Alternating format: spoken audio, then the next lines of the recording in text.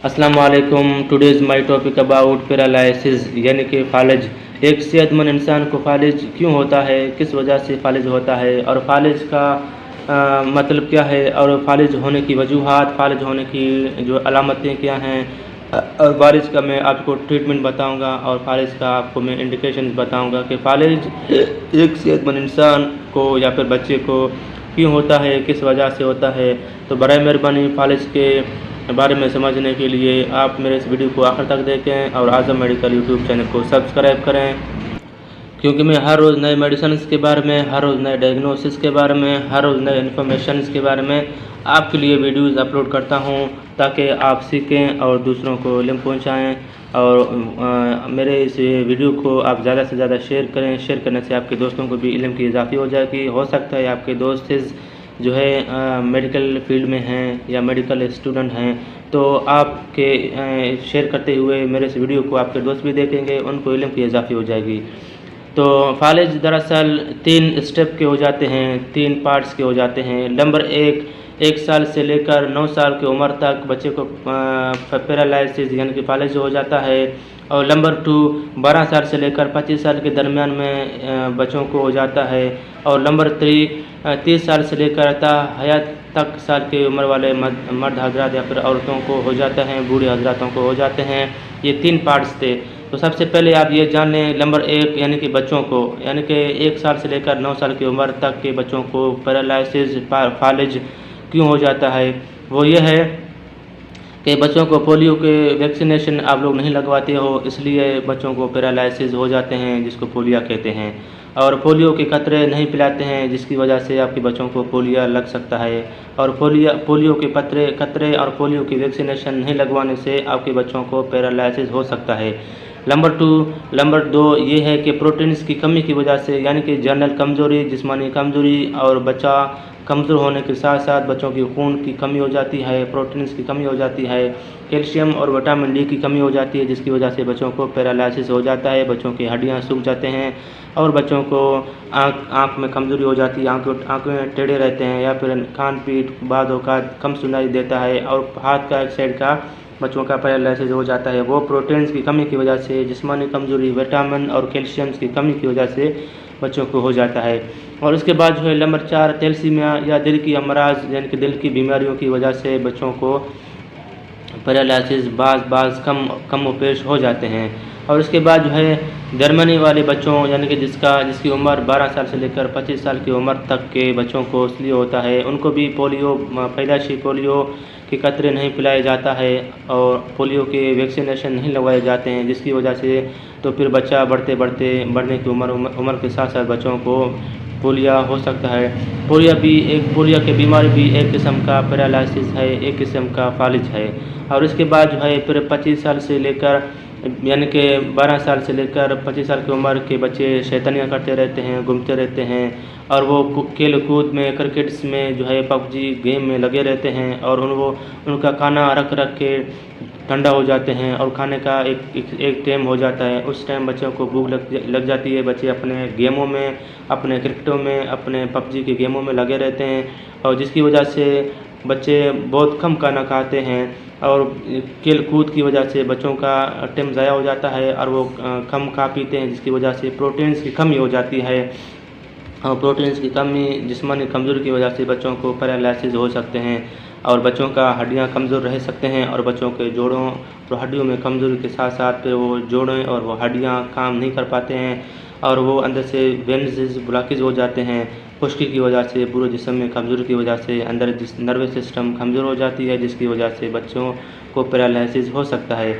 और उसके बाद दिमाग की असाबी की वजह से, यानी कि दिमाग की कमज़ोरी की वजह से 24 घंटा पबजी गेम खेलते खेलते उनकी आंखें कमज़ोर हो जाते हैं, और आंखों कमज़ोर होने के साथ साथ फिर वो आंखों की जोर ब्रेन को पड़ जाता है और दिमाग को पड़ जाता है, जिसकी वजह से बच्चों का नर्वस सिस्टम उलट सुलट हो जाता है।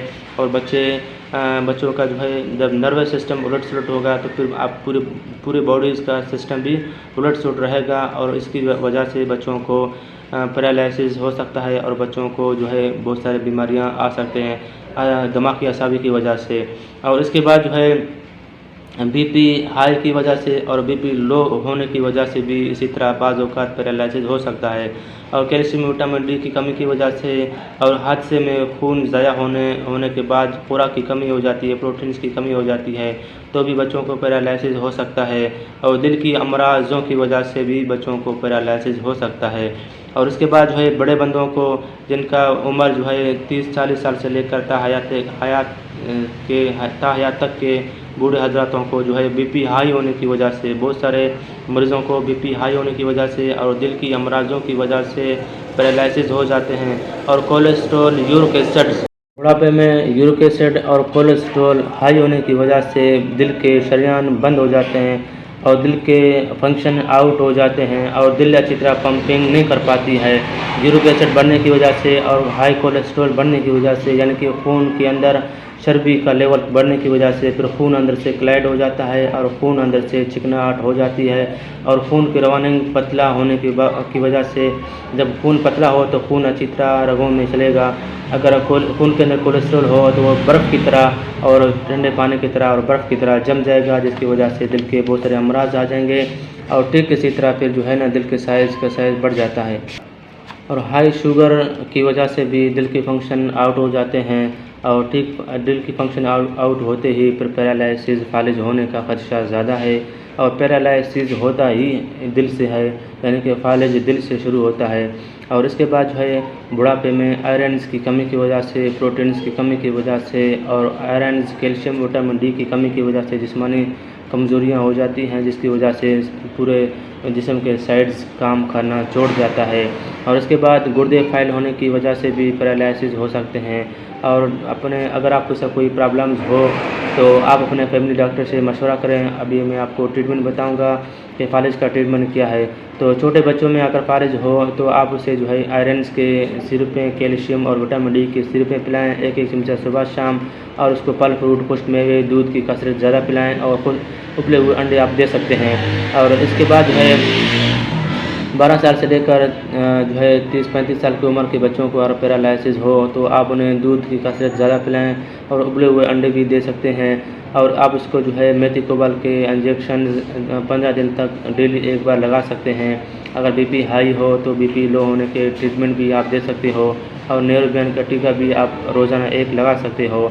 और प्रोटीन्स की मिकदार को बढ़ाएं, हो सकता है प्रोटीन्स की कमी की वजह से आपके आपको जो है पैरालिसिस फालिज हो सकता है। और उसके बाद जो है बुढ़ापे में आपको पैरालिसिस हो, आपको जो है फालिज का खदशा हो तो आप न्यूरोबियन का टीका दिन में एक बार लगाएं 15 दिन तक या फिर 1 महीने तक। और मेथी कोबाल के इंजेक्शन या फिर मेथी कोबाल के टेबलेट आप सुबह शाम लगवा सकते हैं या फिर रोज़ाना एक इंजेक्शन मेथी कोबाल का लगा सकते हैं। और अगर बीपी हाई हो तो आप उसको एस्कार्ड के टेबलेटें और टेनोमेन की टेबलेटें भी सुबह शाम दे सकते हैं। अगर आपको मेरा ये वीडियो अच्छा लगे तो बराए मेहरबानी मेरे इस वीडियो को अपने दोस्तों को फेसबुक में, व्हाट्सएप में शेयर करें। शेयर करने से आपके दोस्तों को इल्म की इजाफ़ी हो जाएगी। आपके दोस्तों को हो सकता है आपके घर फैमिलीज़ के मेम्बरों को या आपके हो सकते हैं दोस्तों के फैमिलीज़ को ऐसा कोई प्रॉब्लम्स हो या पैरालिसिस हो तो मेरे इस वीडियो को देख के उनको इल्म की जानकारी हासिल होगी और वो अपना ट्रीटमेंट खुद ब खुद घर पे कर लेंगे। अगर आपको ऐसा कोई प्रॉब्लम्स हो तो बराए मेहरबानी आप अपने फैमिली डॉक्टर से मशवरा करें, क्योंकि पैरालिसिस के बहुत सारे पार्ट्स होते हैं। शुक्रिया, अपना ख्याल रखिएगा। अल्लाह हाफिज़। मज़ीद अच्छे वीडियोज़ को देखने के लिए और मज़ीद बीमारियों के बारे में जानने के लिए आप मुझे कमेंट करें और मेरे चैनल को सब्सक्राइब करें। मैं कमेंट का जवाब आपको 1 घंटे के अंदर ही दे दूँगा। शुक्रिया।